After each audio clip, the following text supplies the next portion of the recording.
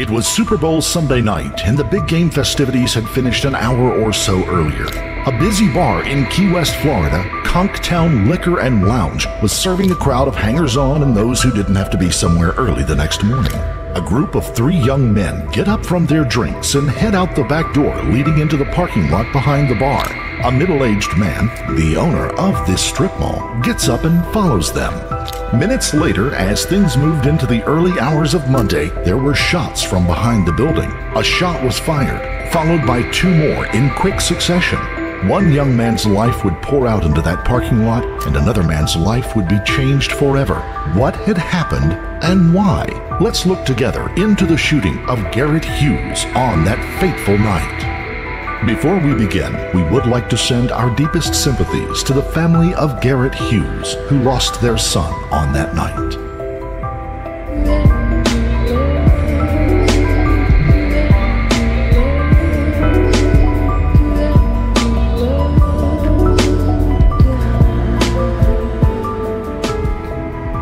This case, we would like to mention, has yet to be decided in a court of law, and until such a time, all defendants are presumed innocent until proven otherwise. It is our desire to offer you the preliminary evidence and the chance to see how just a few seconds can determine whether a life ends or doesn't based on the actions of those involved. Was this murder or was it self-defense? Was this negligence based on alcohol or just a terrible, irrevocable accident? Yes, hello. Okay. You just shot someone? Who did you shoot? I don't know. What is your name? Garrett Hughes. Okay. Why did you shoot him? He came to me aggressively in my parking lot at Conktown. Okay, we have units en route. You said he approached you aggressively? Yes. Are you the owner of Conktown? Yes. Please send ambulance. Yes, there's units en route. Is he awake? Yes. Are you awake? Okay, do me a favor. I need you to put the weapon away. Can you do that for me? Yes, the weapon is set aside.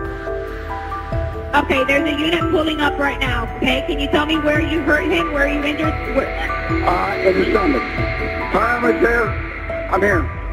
Sir, are you with the officer? Yes. Popular hangout in Key West, a town known for its partying atmosphere, Conktown is located at North Roosevelt Boulevard, separated by the waterfront by a roadway and a picturesque line of palm trees. An International House of Pancakes sits to one side and a Wendy's is on the other. It could well be one of those perfect spots to catch a couple of drinks, take in a game, and then get some late-night food with friends afterwards. There's even a drive-through window for the attached liquor store. It's the kind of place that caters to locals, but even more so to the island's many visitors. On this particular night, 21-year-old Garrett Hughes, his brother Carson, and a friend, Logan Manuel Pellicier, had been drinking at Conktown and enjoying themselves. Hughes, called Cheeto by some of his friends, was a likable young man who had been a star athlete in football and track at Key West High School. Good. Now in his early 20s, he had started training as a fireman and also spent time volunteering as a coach at his old high school and at nearby Horace O'Brien High School as well. An avid fisherman and a diver, he was a busy outdoorsman who had grown up in Key West since his parents had moved there when he was just 1 year old. This was his hometown. He was active in the community and generally known as a good kid in the area. Tonight, though, he was drunk and having a good time. Also in that bar that evening was Lloyd Preston Brewer III, a 57-year-old businessman who had deep roots in the community as well. Brewer had come to Conktown to watch the championship game that night with his niece and her boyfriend. After the game was over, his niece and her boyfriend left, and Brewer stayed around in hopes of maybe picking up a girl from the bar. Over the course of the evening, Brewer admitted to having 3 beers. Brewer was also the owner of the shopping center strip that held Conktown and a couple of other attached stores. This was literally his part of town, you could say, and he appears to have taken an owner's interest in the goings-on of the area. Just after midnight, Brewer said that he began to notice something. Let's look at his description of the event as taken from the body cam of Key West Police Department Detective Marcus Del Valle, who interrogated Brewer after the arrest later that morning. I noticed there was a lot of activity going to and from the back, as we have discussed in the past. Yes. Yes. So I went out back to just see what was going on. As you know, I am on. Nature my business. Problem. I went out back and there was this was not a drug dealer, I don't think. It was a guy. And he had buddies with him in cars, but he was in between two cars. A cart with people on either side. And I guess they were, I don't know. They hadn't come from inside. I don't know where they came from. He was pissing in the parking lot on the building. And I said, man, can't you just go in the I'll be honest. Can't you just go in the fucking barn and piss in the toilet? And we exchanged words. And as it progressed, he became more agitated and approached me. And I said, look, I own this. Stop. He continued to approach. I said, I'm armed. It appeared as though he was reaching for something. The first shot went off this way. The second shot went off up in the air. To the best of my recollection, he was already on top of me. It happened that fast. At this time, there appears to be no prior knowledge or connection between Brewer and Hughes before this night. Hughes had only come of legal drinking age in November of 2022, just a few months before. Immediately after the shooting, Brewer calls 911 and places his firearm, a 9mm semi-automatic pistol, on the hood of a nearby car. As Hughes' friends check on him, Brewer waits on the police and rescue workers to arrive. The police arrive and secure the location. An ambulance team and EMTs immediately begin to work on Hughes. They transport the mortally wounded young man to the hospital, where he was pronounced dead from the gunshot wound, just 25 minutes after the incident took place. Brewer would be held at the scene for a while, then brought to the Key West Police Department for booking. It was nearly sunrise when he would be interrogated about what happened. Brewer appears to have at least a professional passing acquaintance with Detective Del Valle, probably over incidents that had happened in and around his property over the years. At the time, Brewer signs away the rights to a lawyer being present. Detective Del Valle even allows Brewer to borrow his reading glasses to be able to read the documents that were provided. Brewer began to make a case for standing his ground. That fast. It was on my property. I stood my ground. I feared for my life. Brewer would then describe the back and forth that was spoken between himself and Hughes before the shooting. We were going back, who the fuck are you? We were just going back and forth on this thing. And it just, that fast. It was not a long drawn-out process, it really wasn't. Because if it had been, then his buddies that were here with him, I mean, had they all come together and in a fist fight, things might have been different. But that dude was agitated already. I mean, you can test me for drugs or whatever, I don't know. I swear I hope it's okay.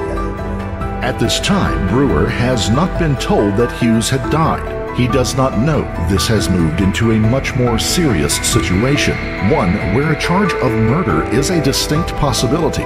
He continues with his description of the event, reinforcing his take on it being defensive. I hit him in the abdomen. I don't think I hit him with the second shot, because the second shot went in the air. It was that fast. Detective Del Valle asks if there was any kind of hand-to-hand contact between the two men. Were any punches thrown or any attempts to grab? Was there any contact with you on him? Did you grab him? Did he grab you? Was there any hand contact? Not to my recollection. Okay. It happens so fast, but when somebody's coming at you that fast, I got you. it doesn't, I got you. it doesn't matter. All right. Now, if we're going to get into very minute particulars, that's what I'm going to ask for a lawyer. Okay. Because I'm telling you the overall scope of what happened. And the reason I ask for you is you understand the dynamics of that establishment. Yes, I do. And so you know I'm on all the time. Nature of my business and what goes on back there. And really all I was doing was walking through here to see what was going on, to give you a call if something was happening. All right. That's it. Over the next few minutes, Brewer is asked to go over the event again and again as the detective drills down into the little details of the confrontation. He comes back around to the moment when Brewer made the fateful decision to discharge his firearm. At what point did you draw on him? Was it here? When I fired, he was about this close. Because I fired on him. It appeared as though he was reaching for something, and he's coming at me. By the time he got that close, I fired him. He's on top of me. Did he fall on you? He came down. Or did he, like... My second shot went in the air. Okay, so were you, He was you on- fell on the ground? You don't know if you fell on the ground and fell back? Yeah. He came at me. Yeah, because I got up. But he wasn't on top of me by the time he did all the music. He was on the ground. Okay. Given the chance to state and restate what has happened, Brewer's take on the incident has been laid out. He then begins attempting to manage the situation and how it should be approached. And I'm going to maintain the standard ground all day long. I mean, it's my parking lot. He's coming at me. I mean, what I hope comes out of this, I understand your job. And I understand the friends don't cross that line for your job. I think this is a case for a grand jury. Oh, that's what we're here. You know my job. Yeah. I think this is a case for a grand jury to investigate on the facts. This is something that we get all the facts. We get everything, the good, the bad, and the ugly. We put everything together. And before we know anything, I don't want to go to jail tonight, but you know what I'm going to. So take it to a grand jury. that's up to the state. Next, Brewer asks for special handling from the local police. So here's what I would ask. If you want to hold me, for whatever reason, give me 3 or 4 days. Here's why. I'm a one-man shop. I've got to pay estimated taxes. I'm the only one that can do that. I've got to be in my office. I don't care if you come and sit with me, just make sure I don't go anywhere. Right. But I've got to be able to do that. It's only after a half hour of interrogation and the long wait beforehand that Brewer finally gets around to wondering what had become of Hughes, the young man he had shot in the parking lot. Can I ask you how the fellow's doing? Right now, it's critical. The detective doesn't answer, then leaves the room to process some paperwork and to check on a request for medications that Brewer said he needed. There is a long wait, and Detective Del Valle comes back in for one final run at questioning to give Brewer one last chance to state how the final moments of the conflict played out. Brewer sticks to his story. Before we go, just one question I want to ask you, because once we get everything in the state. When the guy came, you said the guy came towards you, do you remember anything, or any type of threatening things that he told you, or anything that he made, actions? I know you said he grabbed you something. He was coming to aggressively get me. He was a taller guy. Did he show anything? Like, did you remember anything? Hand maneuvers, hand things? Did you remember anything? It was just that fast. After that, the detective informs him that it is time for them to do what they need to do and get him moved over to the local hospital where he can be given his prescription medication and have a blood alcohol test administered on him. As they ready him for the move, Detective Del Valle lets Brewer know what has happened to Hughes. All right, Preston. Just so you know, I'm always up front. The hospital had contacted us a little bit ago. I just talked to this detective that was out there and gave me the password. So I just want to let you know that. Unfortunate thing, but I got to tell you, that went too long, and so we need to get that ready. We're going to do the blood draw, the altercation out there, and then right while you're doing that, we're going to do what we got to do, and then see what avenues we can take. Okay? Alright? They'll take me now, the gentleman. Police detectives and those on the scene gave Brewer a chance to tell his side of the story, but Hughes would never have that opportunity. Instead, that job would fall greatly on the CCTV footage from the scene. The footage was shot by cameras owned and installed by Brewer's family to protect their property. In watching the security footage, you can see Hughes walking or staggering across the parking lot, shirtless and apparently drinking deeply from a bottle or can. Hughes then walks between two cars on the opposite side of the parking lot and begins to urinate on the wall of a different building, named the Peacock Plaza. The plaza is owned by a different family and is separate physically and legally from the one that houses Conktown Liquor. Brewer emerges from off-screen from Conktown's back door at the left side of the screen. He stops for a second, seems to assess the situation, turns back towards Hughes' companions, exchanges words with them, and then turns back. You can see him begin drawing a weapon here, some 40 feet away from Hughes. Hughes still appears to have his back turned to Brewer. Brewer now advances across the parking lot towards Hughes. The handgun has apparently already been drawn and is pointing towards the young man, who now turns and takes a couple of steps forward. Words are exchanged between the two, and one of Hughes' companions moved closer to the center of the lot. He seems to be trying to get Brewer's attention. Hughes takes another lurching step forward, and Brewer steps back. Then Brewer, not Hughes, advances aggressively, gun out, and fires at Hughes. The shot was fired at nearly point-blank range. The two fall to the ground, and at last look, it appears that Brewer may well have been the one on top. Police forensics on the scene would later say that Brewer had fired a total of 3 shots, not the 2 that he remembered. The case now rests on the differences between Brewer's explanation of the event and the video taken from the scene that does not exactly back up his account. What is known is that a shirtless, drunk, unarmed young man was killed in the parking lot that night. The video does not seem to give any indication that Hughes was acting aggressively, but we cannot hear the words that are being exchanged between them. Other witnesses on the scene will have to provide that information when the case comes to court.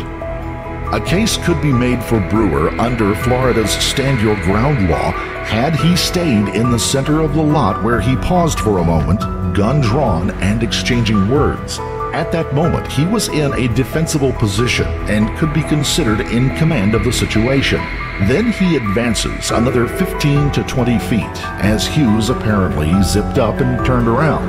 At that point, any step forward, even a drunken stagger from Hughes, could easily be misinterpreted as a threatening move, whether it was or not. Even Brewer at this point would later admit that he could tell Hughes was unarmed.